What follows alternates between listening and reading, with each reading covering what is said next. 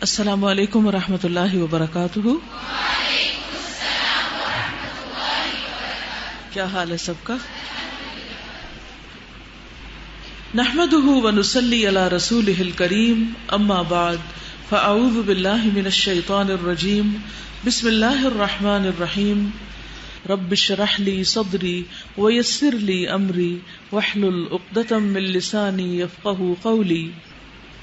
رمضان شہر الرحمت والبرکہ، رمضان وہ مبارک مہینہ ہے جس میں اللہ تعالیٰ اپنے بندوں پر خصوصی رحمتیں اور برکتیں نازل فرماتا ہے، شیاطین کو قید کر کے اپنے بندوں کو نیکی کے کاموں کی رغبت دلاتا ہے تاکہ بھلائی کے کام کرنا ان کے لیے آسان ہو جائے۔ رسول اللہ صلی اللہ علیہ وسلم نے فرمایا، اذا کان رمضان فتحت ابواب الرحمت، جب رمضان کا مہینہ آتا ہے تو رحمت کے دروازے کھول دیے جاتے ہیں۔ ایک اور روایت میں آتا ہے، رسول اللہ صلی اللہ علیہ وسلم نے فرمایا، قد جاءکم رمضان شہر مبارک افترض اللہ علیکم صیامہ تفتح فیہ ابواب الجنۃ وتغلق فیہ ابواب الجحیم وتغل فیہ الشیاطین فیہ لیلۃ خیر من الف شہر من حرم خیرہا فقد حرم۔ تحقیق تمہارے پاس رمضان آیا ہے، یہ برکتوں والا مہینہ ہے، اللہ تعالیٰ نے اس کے روزے تم پر فرض کیے ہیں، اس میں جنت کے دروازے کھول دیے جاتے ہیں اور جہنم کے دروازے بند کر دیے جاتے ہیں، شیاطین جکڑ دیے جاتے ہیں۔ اس میں ایک رات ہے جو 1000 مہینوں سے بہتر ہے، جو اس کی بھلائی سے محروم رہا تحقیق وہ محروم ہی رہا۔ اب سوال یہ پیدا ہوتا ہے کہ اللہ سبحانہ و تعالیٰ کی رحمت کے خزانے تو بھرے ہوئے ہیں اور اس کی رحمتوں کا نزول بھی ہو رہا ہے، لیکن وہ کون سے کام ایسے ہیں، وہ کیا طریقہ ہے ایسا کہ جس سے ہم اس رحمت کے مستحق قرار پائیں؟ آپ میں سے کتنے لوگ بل گیٹ کو جانتے ہیں؟ کافی لوگ۔ جی، بل گیٹ کس لحاظ سے مشہور ہے؟ مائکروسافٹ کے مالک ہونے کے حساب سے، اور اس کی وجہ سے اس کے پاس مال و دولت کی بھی بہت کثرت ہو گئی۔ آپ اس کو جانتے ہیں، کیا وہ بھی آپ کو جانتا ہے؟ آپ اس کے خزانوں سے کیسے فیض حاصل کر سکتی؟ کیوں نہیں کر سکتی؟ وہ تو اتنا مالدار ہے اور اتنا کچھ ہے اس کے پاس، اور اس نے اپنی کمپنی کی آمدنی جو ہے وہ چیریٹیبل کاموں میں لگا دی، تو بہت زیادہ چیریٹی کرتا ہے۔ پھر اس کی چیریٹی کا اثر آپ تک کیوں نہیں پہنچا؟ آپ کو کیوں نہیں مل رہا سب کچھ؟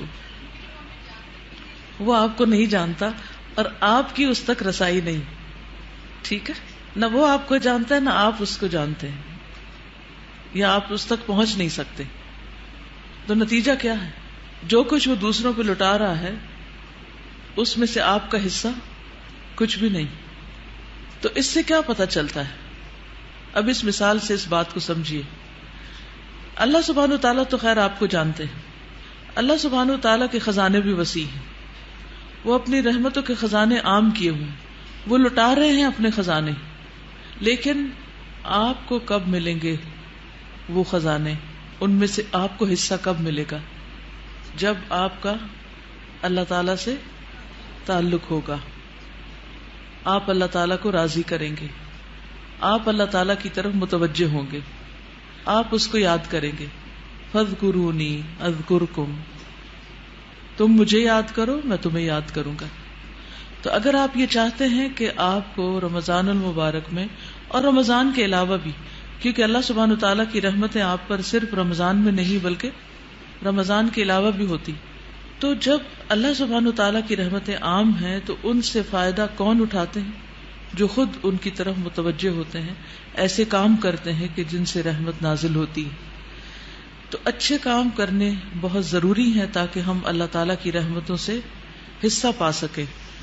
اس کے لیے اپنی عبادات کو مزید بہتر بنائیں، صدقہ و خیرات ڈیلی کریں، دوسروں کی مدد کریں، سلام کریں کثرت کے ساتھ، اور مسکراہٹ میں سبقت لے جانے کی کوشش کریں۔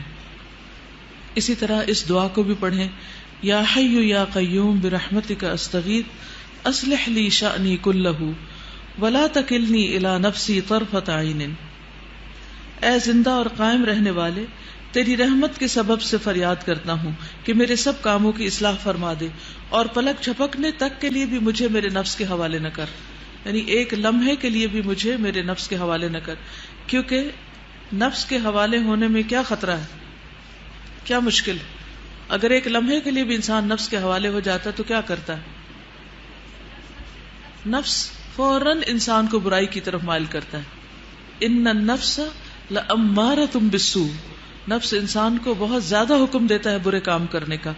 تو اگر ہم اپنے نفس کی بات مانیں گے تو پھر یقیناً وہ برائیوں کی طرف لے جائے گا. تو اس لیے نفس سے بچنے کے لیے اللہ تعالیٰ کی پناہ لینا ضروری. اچھا، رمضان سے بھرپور فائدہ اٹھانے کے لیے ایک چھوٹی سی ٹپ آپ کو دینا چاہوں گی کہ دن میں آپ کو کئی کام کرنے، کچھ کام اجر اور ثواب کے اعتبار سے بہت بہتر ہیں، کچھ کام ایسے ہیں جو آپ کے فرائض میں شامل ہوتے ہیں.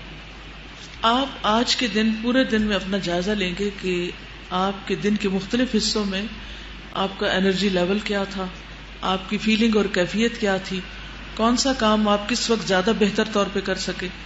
تو جو کام زیادہ امپورٹنٹ ہیں ان کو اس وقت کیجئے جس وقت آپ کی طاقت ہمت زیادہ ہے.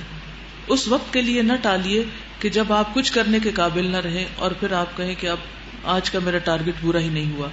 مثلاً اگر آپ کو قرآن مجید کی تلاوت کرنی ہے یا اگر آپ کو کچھ لکھنا ہے، کوئی بھی کام کرنا ہے، تو اس کے لیے دیکھیں کہ دن کے کس حصے میں آپ سب سے زیادہ انرجیٹک ہیں، تو اس حصے میں سب سے بہترین کام کر لیجئے. ٹھیک ہے؟